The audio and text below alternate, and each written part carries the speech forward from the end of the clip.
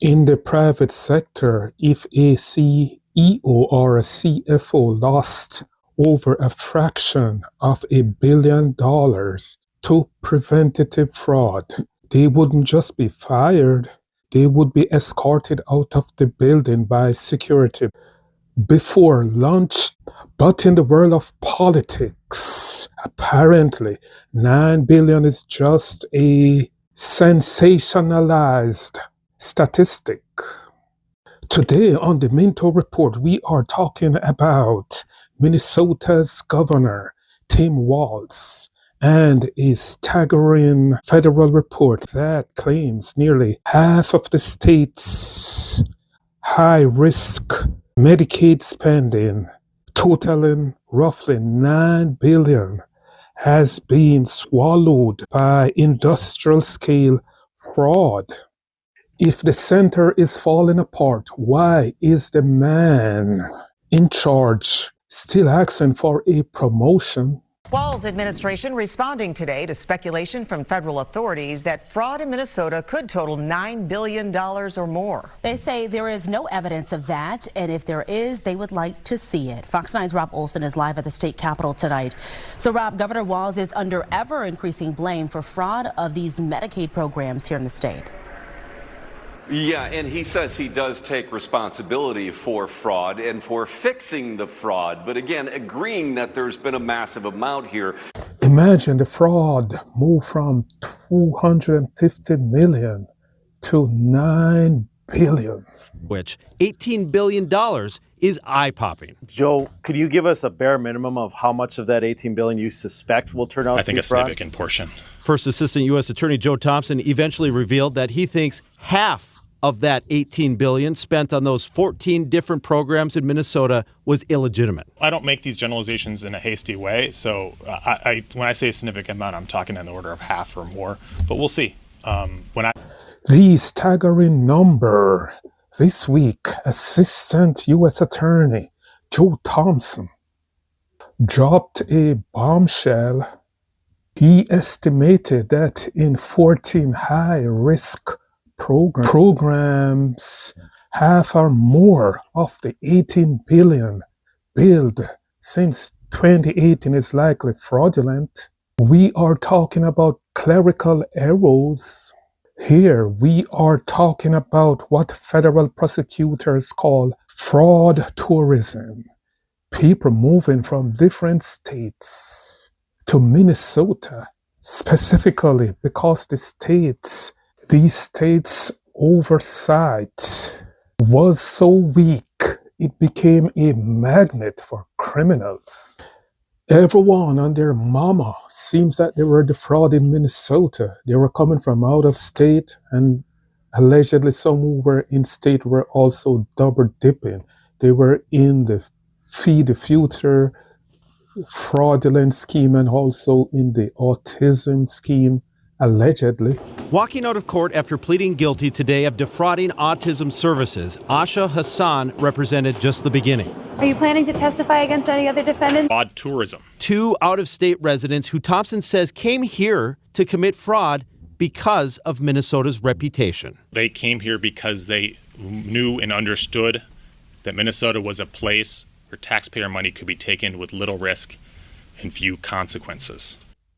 In Minnesota, it was a free scam for all. Thompson says they do not see fraud to this scale in other states. One of the top red flags he talked about is how many of these suspects participated in multiple different programs. Asha Hassan, for example, pleaded guilty today to a $14 million autism fraud, and she also admitted she stole $465,000 in the Feeding Our Future meal fraud case. And Lauren, Governor Walz released a statement applauding the charges today, also pointing out the things that the state has done over the last few months to tighten up on the fraud. If you ran a company and ignored the red flags that allowed $9 billion to walk out the door, your career would be over. P-Rod. But Governor Walz's response, he called the federal estimate sensationalized.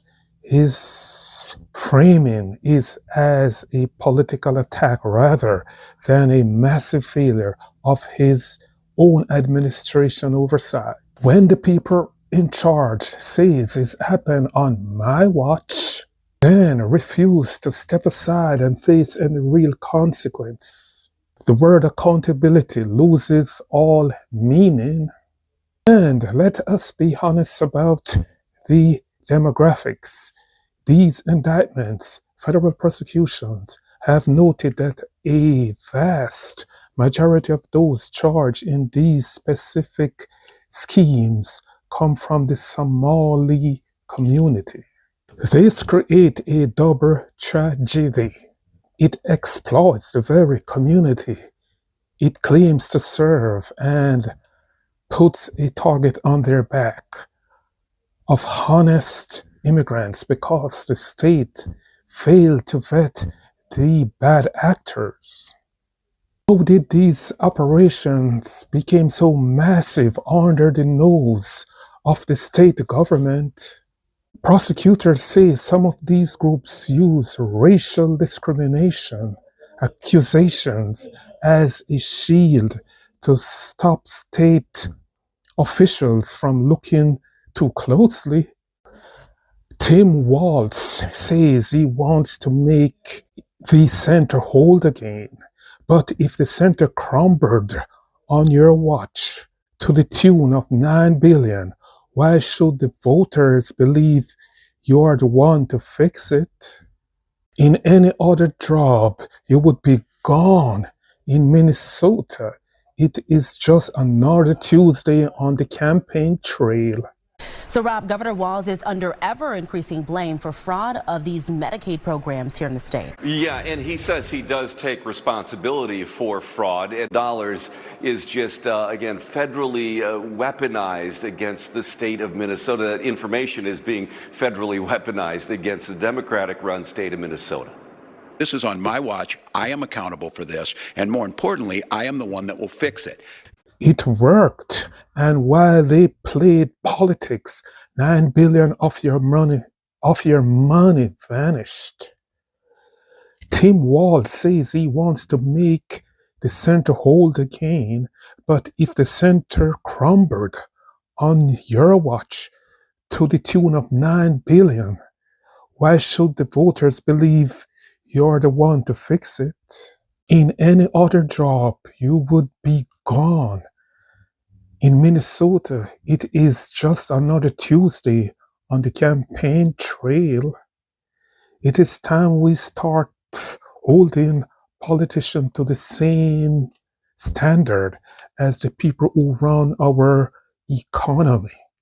Or are we just going to keep footing the bill for industrial scale failure?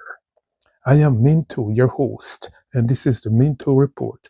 What do you think? Should a loss of this magnitude trigger an immediate resignation, regardless of party?